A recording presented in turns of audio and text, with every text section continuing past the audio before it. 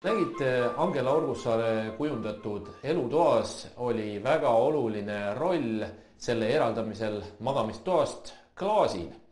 Aga et klaasi saab kasutada veel põnevamates kohtades, ka näiteks vannitubades ja mitte ainult duširuumide ehitamiseks, vaid lahendada terve vannituba ära klaasseintega.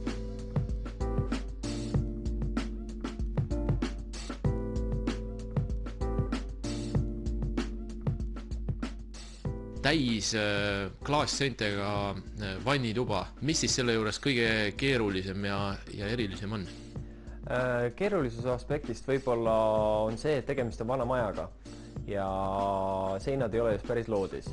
Seega enamus klaaside paigaldus oli veidi probleemne, aga sellegipoolest, nagu näete, asi on valmis ja see projekt on üks parimaid näiteid sellest, et klaasiga on võimalik teha kõike, millega kliendi fantaasia suudab välja tulla. Kuna klaas on võrdlemisi vastupidav materjal, siis turvalisuse poolelt ei ole probleeme. Duširuum on tehtud otse suure ruumi sisse ja pandud täpselt trepi kõrvale, seega avarust ei ole ruumist ära võetud vannitoa ehitamisega, aga samas praktilise kasutusega vannituba olemas.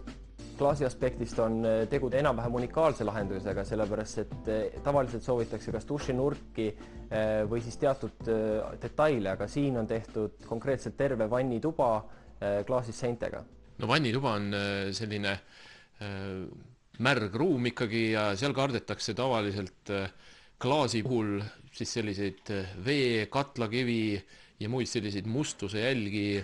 Siin seda nüüd näha ei ole, kuidas see on õnnestunud vältida? See on nüüd kõik tänu uuele tootele, mida me tavaliselt dušinurkadega kaasa pakume, mis on siis nimelt nanoproof tehnoloogia selline vahalaadne kaitsekiht, mis klaasile peale kantakse. Klaas kui selline tundub silematerjal, kuid tegelikult on tegemist ikkagi mingil määral poorsepinnaga. See konkreetne vahend siis silub need poorid kinni, tekib selline rasvase pinna efekt, ehk siis, et ei vesi ega mustus ei jää sinna klaasi pooridesse kinni. No nii, ja terviklahenduse koha pealt siis lisaks klaasi enda pinna veehülgavuse omadustele on oluline, et kõik need klaasi vahed, alumised servad saaksid veekindlad. Ta ei tohi hakata kusagilt lekkima, sellepärast et kõik niiskus, mis välja pääseb, sisuliselt võib kahjustada kas ruumi või siis terve hoone konstruktsiooni ja siseviimistlust. Siin on paigaldatud kummitihend ukse alumisse serva, mis esiteks ei lase veel välja minna ja samas, kui sa ukse avad, siis ta lükkab vee eest ära, et vältida niiskuse väljapääsemist.